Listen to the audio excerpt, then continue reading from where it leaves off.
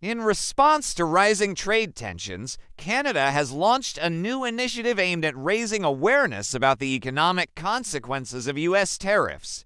The Canadian government plans to display large billboards along major highways in the United States, particularly targeting 12 states known for their conservative leanings. These states include Florida, Nevada, Georgia, New Hampshire, Michigan, and Ohio, among others. The billboards are part of a larger public campaign designed to highlight the impact of U.S. tariffs on American citizens, as well as the broader consequences of the ongoing trade dispute. According to Canadian Foreign Affairs Minister Melanie Joly, the billboards are intended to send a direct message to the American public. Speaking with CNN, Joly explained that the goal is to make Americans aware of how the tariffs affect them directly. She referred to the American people as the first victims of U.S. President Donald Trump's trade policies. "We need to make sure the American public understands what's at stake here," Joly said. "We want them to speak up, talk to their senators, talk to their House representatives. The trade conflict between Canada and the U.S. has escalated in recent months, with both nations preparing for an intensifying showdown. The situation is set to reach a critical point on April 2nd, when President Trump plans to impose additional reciprocal tariffs on all countries, including Canada. In response, Canada has vowed to retaliate if the U.S. does not ease its stance on trade restrictions. The tariff saga has been ongoing for several weeks, marked by a series of back and forth moves, threats, executive orders, and sudden reversals. On February 1st, Trump ordered a 25% tariff on all imported Canadian goods, with exceptions for energy products and potash, which would be taxed at a lower rate of 10%. Just 2 days later, the U.S. government delayed these tariffs until March 4th. In retaliation, Canada unveiled its own set of countermeasures that were set to take effect on the same day. However, shortly after the tariffs were imposed, Trump paused the additional tax on goods covered under the newly ratified trade agreement between Canada, the U.S., and Mexico, known as the Canada-United States-Mexico Agreement CUSMA, or USMCA. This exemption covered more than 98% of Canadian imports.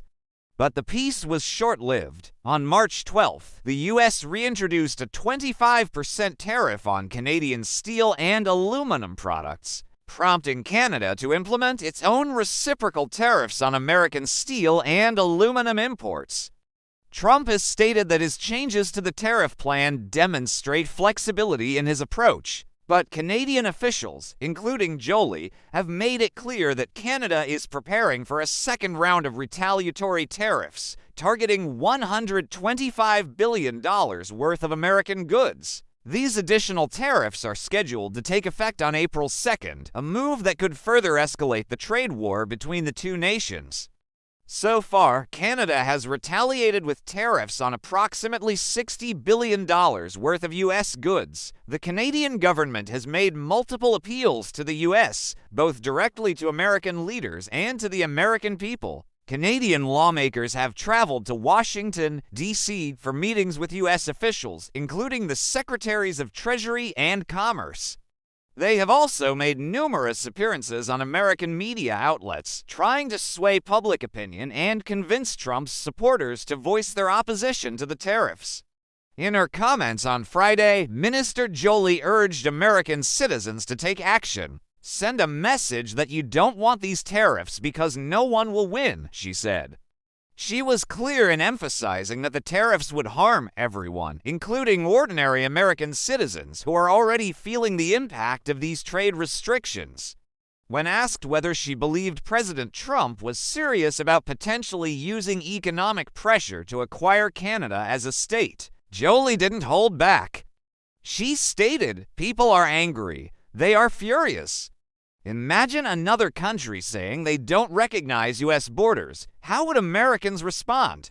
They would say, 'No way, that's unacceptable.'" Canadian Prime Minister Mark Carney has supported a $4 response to the U.S. tariffs. However, he recently acknowledged that there are limits to how far Canada can go in retaliating, given the significant size difference between the two countries' economies.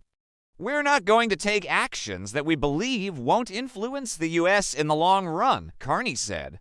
"We also need to ensure that any actions we take won't harm Canada in the process. Despite the challenges posed by the size of the U.S. economy, Canada remains committed to standing firm against tariffs that it sees as unjust."